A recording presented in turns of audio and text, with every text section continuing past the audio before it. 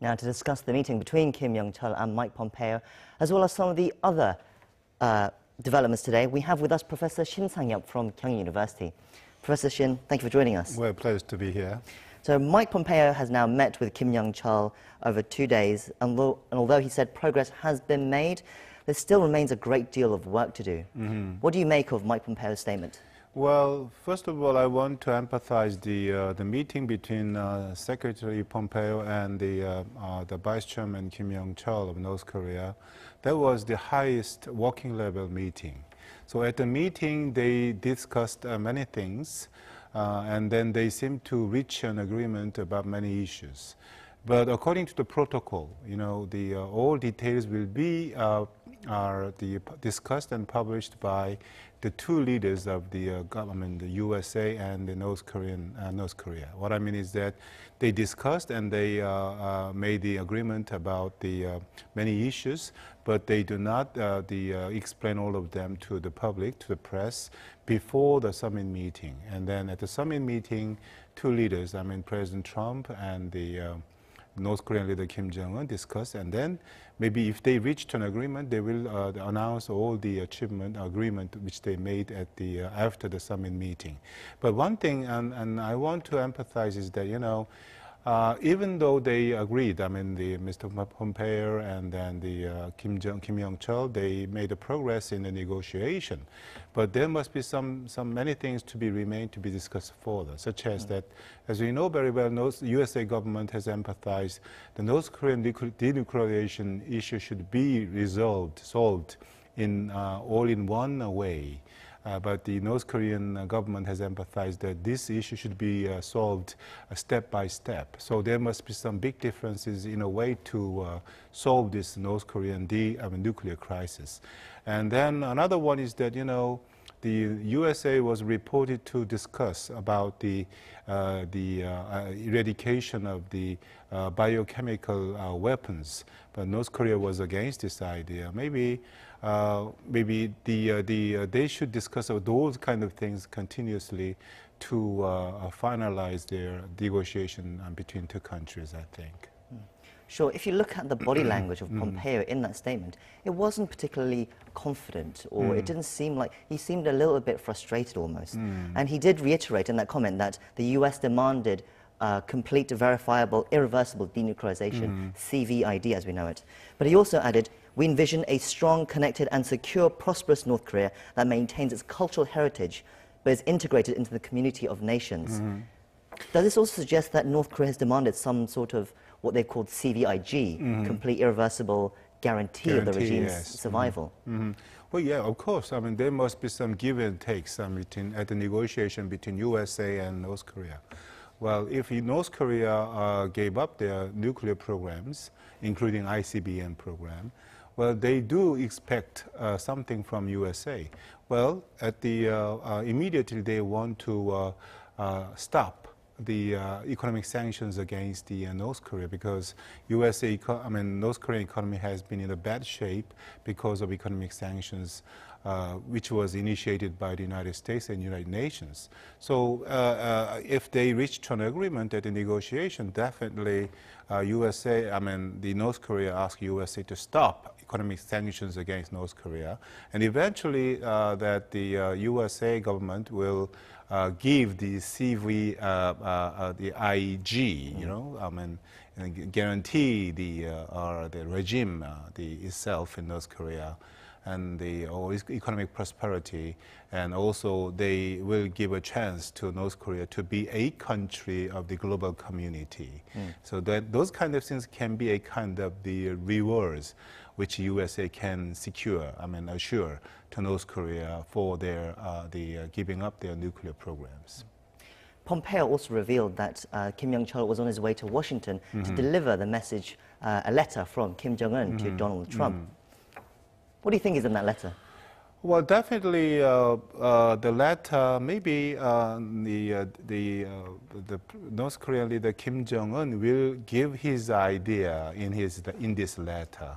You know, as we discussed already at the Singapore, there was a meeting at Panmunjom. They discussed about the details about the issues.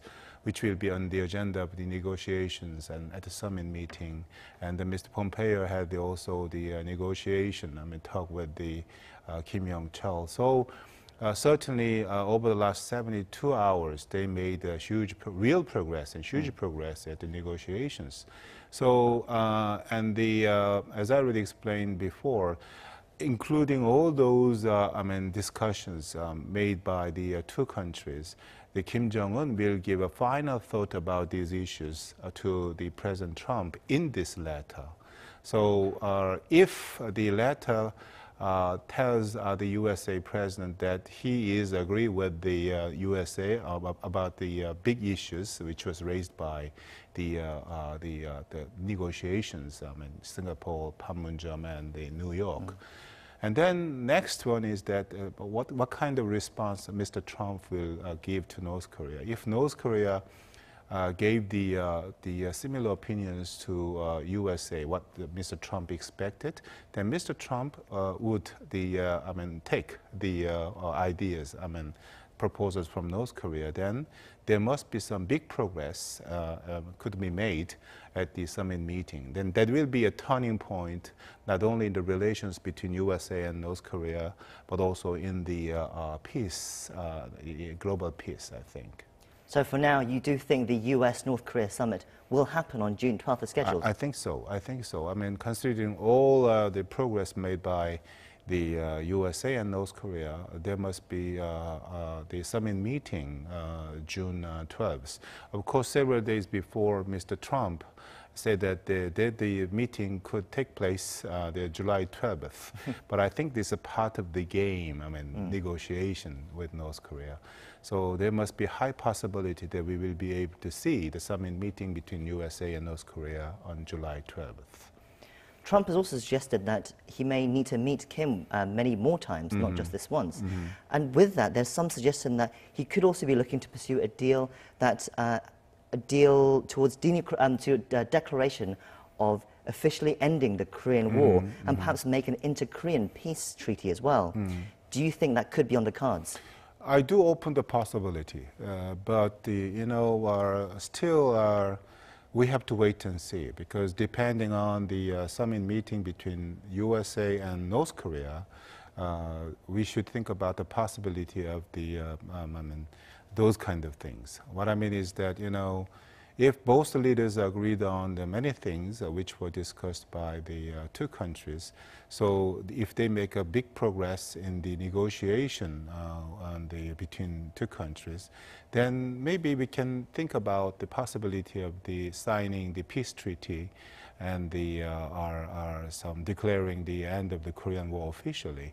But there are some concerns raised by the American experts. That means that if they sign a peace treaty, that means that the USA will lose one of the very efficient tools which can be available at the negotiation with North Korea. That is the military option. As we remember, that USA government has emphasized that every option is on the table. That means including the military options. But if they sign a peace treaty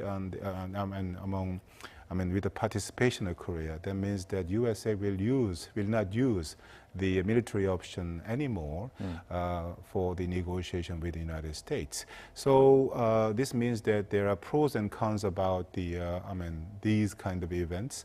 But we have to wait and see. And as I said before, but depending on the outcomes at the summit meeting between USA and the North Korea, I can say that there must be some high possibility of seeing the peace treaty signed by the USA, Korea, and North Korea.